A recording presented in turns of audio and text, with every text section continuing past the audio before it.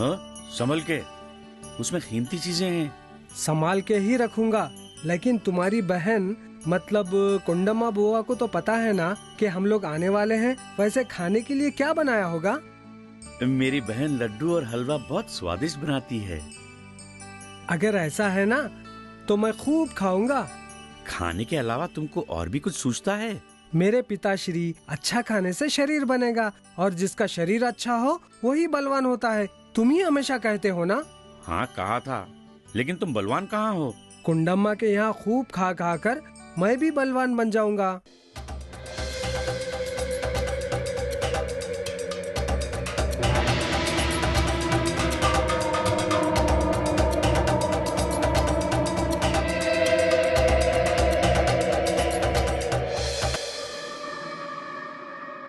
हाँ? कौन हो तुम? मैं तुम्हारी माँ की माताश्री की माँ यानी दादी माँ की नवासी के पति के सासू माँ की बेटी के रिश्तेदार हूँ। क्या?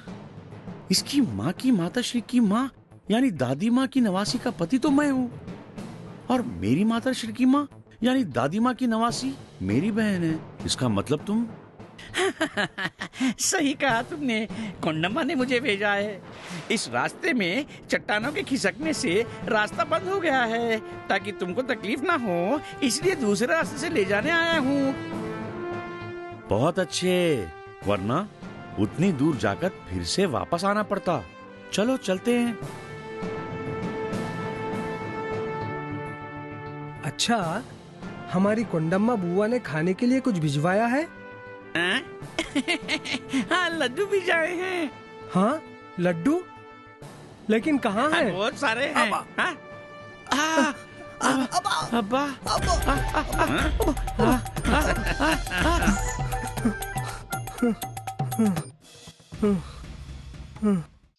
चलो उतरो, लड्डू चाहिए था ना, नीचे उतरो। नहीं, नहीं उतरूंगा। जितना खाए है उतने ही काफी है, बाकी पिताजी को देना। इस उम्र में हमें इतने लड्डू किस लिए? तबीयत खराब हो जाएगी। यूँ हम पर अत्याचार करने से तुम्हें क्या मिलेगा? तुम्हारे पास जो थैली है वो मिलेगी। थैली? इसका मतलब तुम चोर हो? रास्ते पर मिलकर जो लूट ले वो चोरी कहलाते हैं। अब उतरोगे या पेड़ पर चढ़कर और लड्डू दूं? नहीं नहीं, हाँ, हाँ, हम ही उतरेंगे। हाँ, हम ही उतरेंगे। हाँ, हाँ।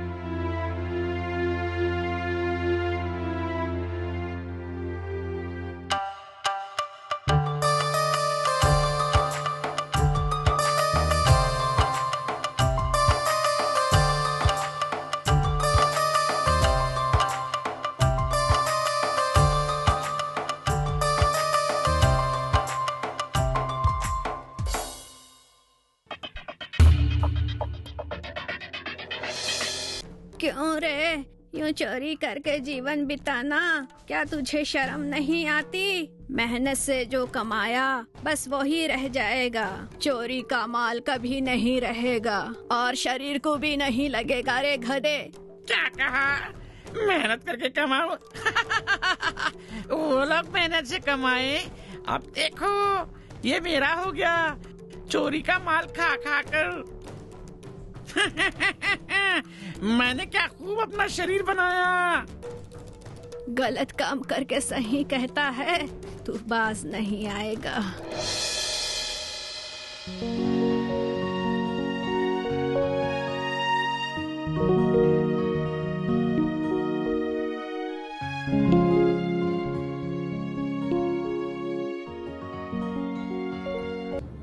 महामंत्री, हमारे राज्य की प्रजा संतुष्ट तो है ना?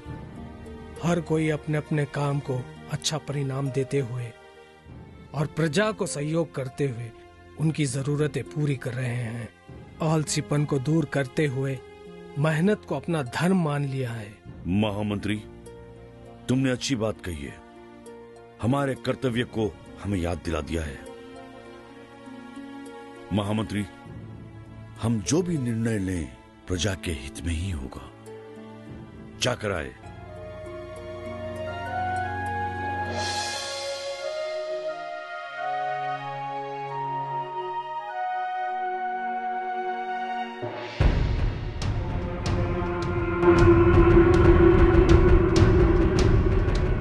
ए बुढ़िया, मेरे कपड़े, पेटी, रागी का मटका और बहुत सारे सामान, क्या क्या तुमने? हाँ, मैंने ही गांव वालों में दान कर दिया। क्या कहा? दान कर दिया? संपत्ति मेरी और पुण्य तुम्हारा? पुण्य तुझे ही मिलेगा, मुझे क्यों मिलेगा? और तुमने जिसका माल चुराया उसे भी मिलेगा।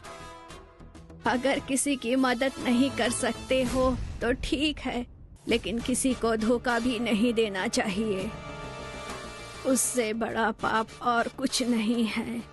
मेरे बेटे, बड़ी हूँ इसलिए कह रही हूँ, चोरी छोड़ दे। मेरे बच्चे, अच्छे काम कर, अच्छे कर्म कर।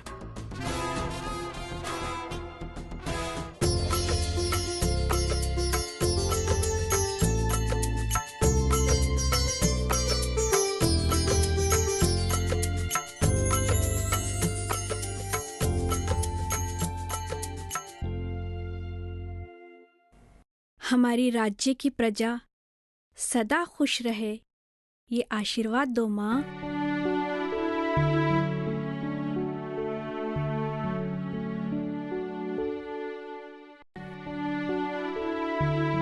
आप लोगों के परिपालन और राज्य में जन्म लेकर मैं धन्य हो गया। आप सदा खुश रहे।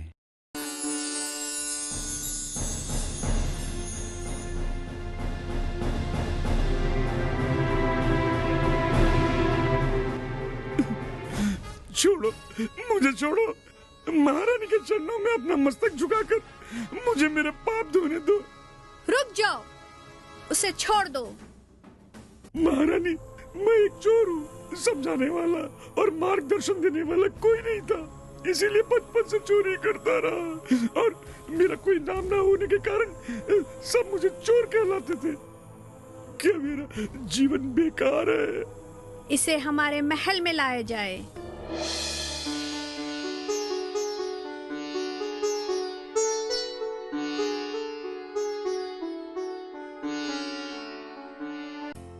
महाराजा, मुझे आपसे कुछ मांगना है। कहिए महारानी। हम जो नहीं दे सकते, अगर तुम वो भी मांग लेती तो हम प्रयत्न अवश्य करते। तुम्हारी इच्छा पूरी करने में ही हम संतुष्ट होते हैं। मैंने एक व्यक्ति को अपने महल में काम देने का वचन दिया है। बस इतनी सी बात? पूछने की क्या आवश्यकता है? बात वो नहीं है महाराजा, वो एक चोर है। क्या चोर है?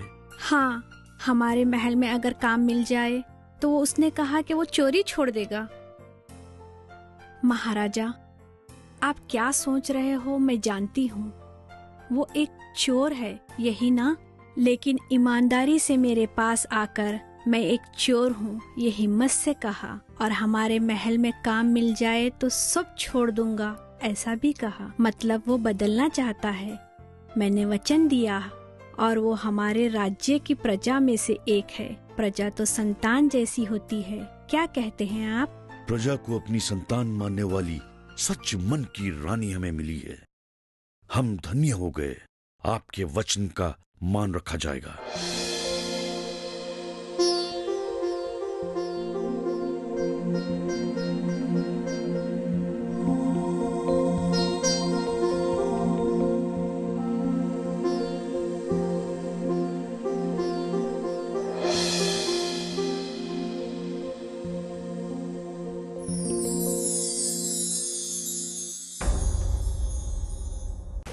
वो क्या है जो बहुत चमक रहा है? वो वज्रमणि बहुत चमत्कारी है। वो मणि जहाँ भी होती है सफलता उसके चरण छूती है। जो उसकी पूजा करता है बहुत खुशी से अपना जीवन बिताता है।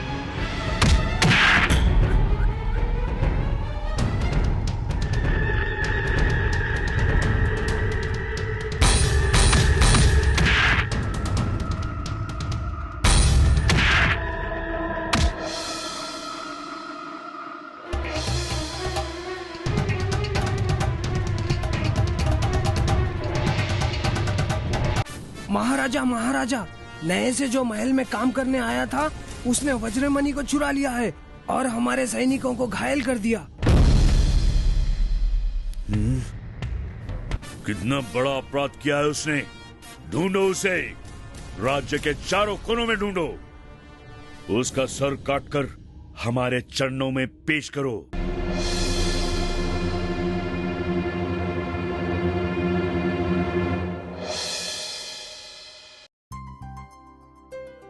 हाय रे, चोर ने ये क्या किया? महारानी ने उस पर विश्वास करके काम दिलवाया और उसने विश्वासघात किया। हाँ हाँ, चोर ने जो किया उसे क्षमा नहीं किया जा सकता। मनुष्य की फितरत कभी नहीं बदल सकती।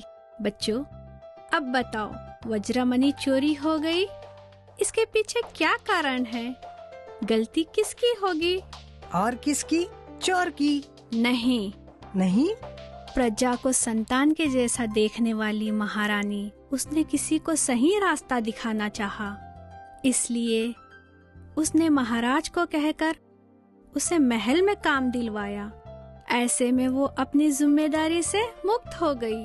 महाराज की जिम्मेदारी प्रजा की देखभाल करना, राज्य को और राज्य की प्रजा की सुरक्षा करना उसका कर्तव्य है। उस महल में जो वज्रमणि था वो उसकी सुरक्षा नहीं कर पाया तो राज्य की क्या कर पाएगा? उसके लिए बहुत साहस और बुद्धि चाहिए। ये कमी राजा में थी, इसलिए चोर को वज्रमणि चोरी करने का अवसर भी राजा ने ही दिया।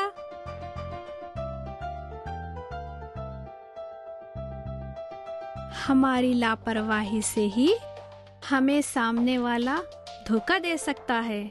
बच्चों, अब बताओ, इस कहानी से क्या सीख मिली? समझदारी और सूझबूझ से काम लोगे तो उसे कोई भी धोखा नहीं दे सकता।